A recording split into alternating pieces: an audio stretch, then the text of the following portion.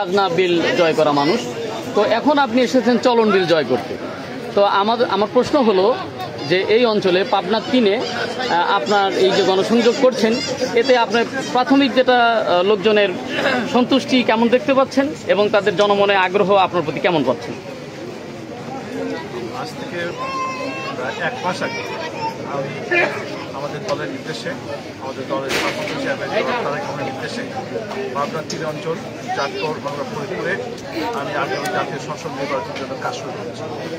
এই অল্প সময়ের মধ্যে আমি কাজ করতে গিয়ে এলাকার মানুষের সমর্থন পেয়েছি, যে ভালোবাসা পেয়েছি, তাতে আমি অত্যন্ত আনন্দিত। এলাকাবাসীর প্রতি বেশি কৃতজ্ঞ। আমার অল্প সময়ের মধ্যে এত বেশি সমর্থন, এত ভালোবাসা, এত আমাদের সমর্থন ভেবে আমি এটা করতে পারিনি। আমি অত্যন্ত খুশি। দলীয় যারা নেতৃস্থানীয় যারা আছে, আপনি সাধারণ মানুষের কথা বললেন, তো যারা নেতৃস্থানীয় যারা আছেন, নেতা, সক্রিয় কর্মী, তাদের সহযোগিতা কেমন পাচ্ছেন? অধিকাংশ নেতাকর্মী সহায়তা পাচ্ছি ক্ষুদ্রতবে। আজকে আমার সাথে এলাকার যত শীর্ষ প্রায় সবাই আছে।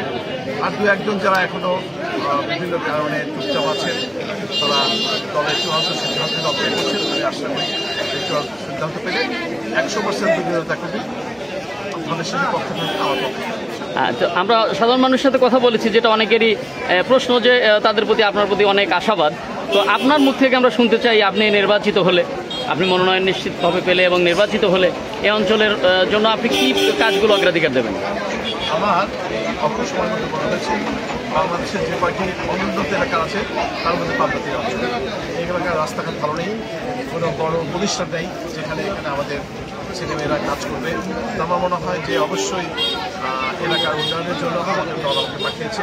আমি যে এলাকার নির্বাচন করতে হই, সর্বপ্রথম আমি এলাকার বিভিন্ন রাস্তাঘাট সহ উন্নয়ন গ্রহণ করব এবং দ্রুত সময়ের মধ্যে গত 15.5 বছরে আমাদের দলের নেতাকর্মী যাদের পরিবারে একজন সদস্য বিএনপি করে, তাদের চাকরি হয়নি, অন্যান্য আরও অনেক সমস্যা রয়েছে, সকল সমস্যা সমাধান করব। এবং আমাদের যারা ব্যবসা বাণিজ্য করে তারাও বিভিন্ন সময় বঞ্চিত হয়েছে, নির্যাতনের শিকার হয়েছে। এছাড়া আমাদের দলের নেতাকর্মীরা তো ভালো থাকতে পারেনি।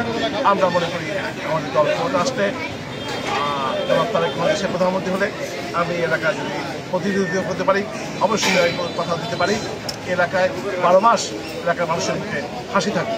আচ্ছা, ধন্যবাদ। আমার শেষ একটি প্রশ্ন, যে মানুষ দীর্ঘদিন স্বতঃস্ফূর্তভাবে ভোট দিতে পারেনি, তো এবার তারা আশা করছে, তো সেই সাধারণ ভোটারদের উদ্দেশ্যে যদি আপনি 2-1 কথা সংক্ষেপে শেষ করে বলেন।